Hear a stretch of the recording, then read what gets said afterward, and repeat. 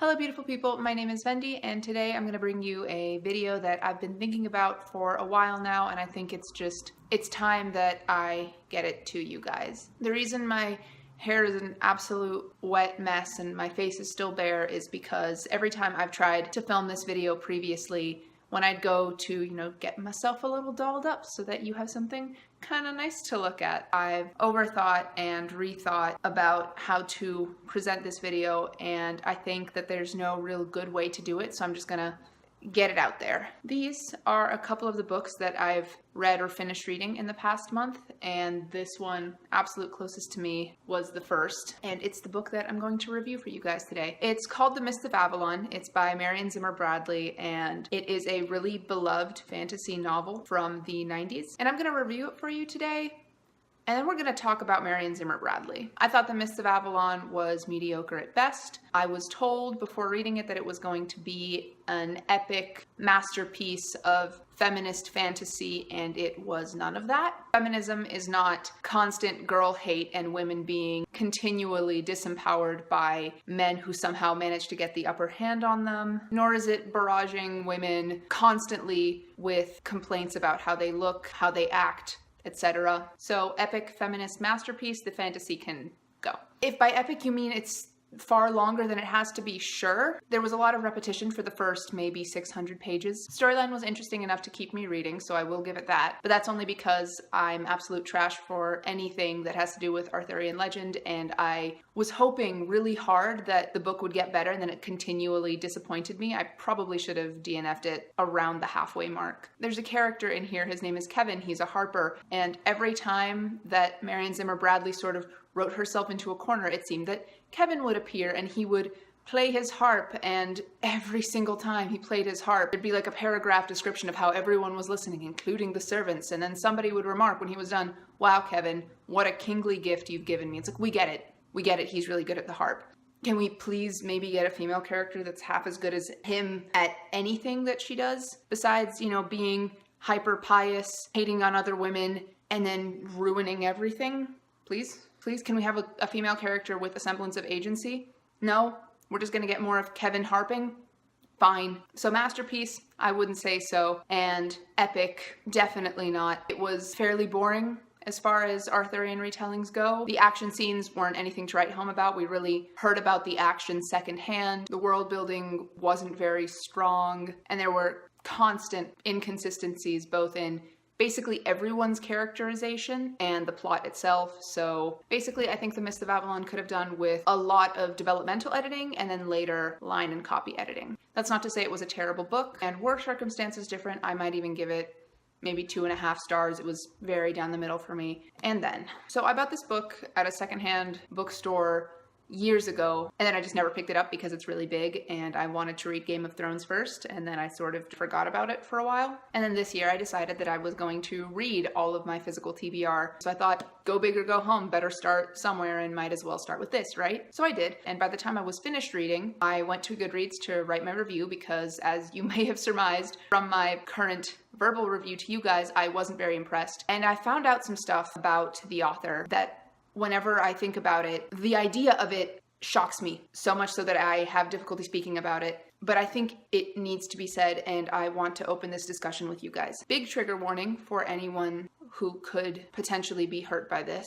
So before you start Googling immediately what Marion Zimmer Bradley did, big trigger warning for child abuse in the both physical, verbal, and sexual sense. Marion Zimmer Bradley's husband was a serial child molester, and she knew about it and she hid it, and she was very much an accomplice to him, and she herself molested her daughter. I didn't go too deep into this rabbit hole because there is a lot of information about it online, and also because a lot of what I saw online was people defending Marion Zimmer Bradley and her actions and saying that her daughter was lying about this, though considering her husband was convicted and in prison because of his despicable actions, I don't think it's such a big mental leap to assume that she, his accomplice and his enabler, and the person who hid his heinous crime for so long, I don't think it's that big a mental leap to assume that she could have been guilty of the same things. I'm sorry.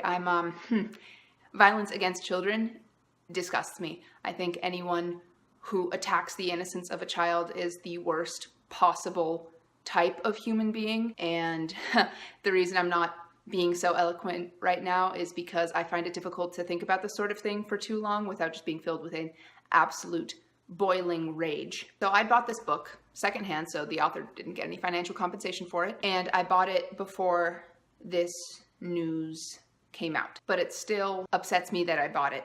And this is the part of the video where I'm not really sure what to say anymore, and that's why I wanted to make this video, is because I want to start a dialogue with you guys, because you're all intelligent people and I really want to know your thoughts on this. Where do we draw the line in separating art from artist? What is the last area of acceptability for an artist's behavior where you can still, in good conscience, support the author or the artist in general? And in light of more recent news about Marion Zimmer Bradley, is it, and I mean, she's dead now, so she's not really directly getting any money from the sales of her books, is it okay to still buy and enjoy her work? Because the majority of people on Goodreads still really like The Mists of Avalon despite all this news. It has about 4-star rating as of now. I didn't give it a star rating because I couldn't in good faith do so, because I'd want to judge the book for what it is. And I would, like I said, have given it 2.5 stars. I don't want to give her any stars. I want to give her no stars because she's a terrible person.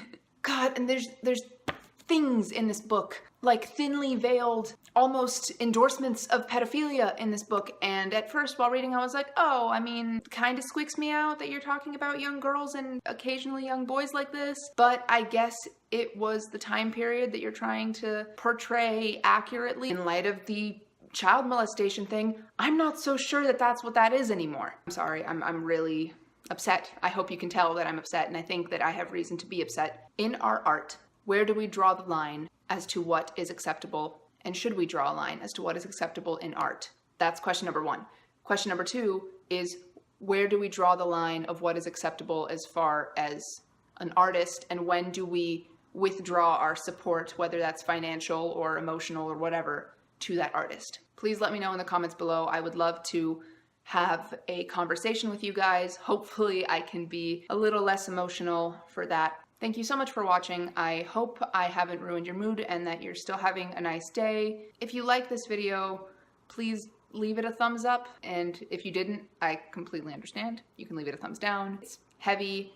It's not a fun topic to discuss, but I think it's necessary. And if you'd like to follow this discussion or see more things like it, consider subscribing. But regardless, I hope you all have a wonderful day, and until the next time, guys, goodbye.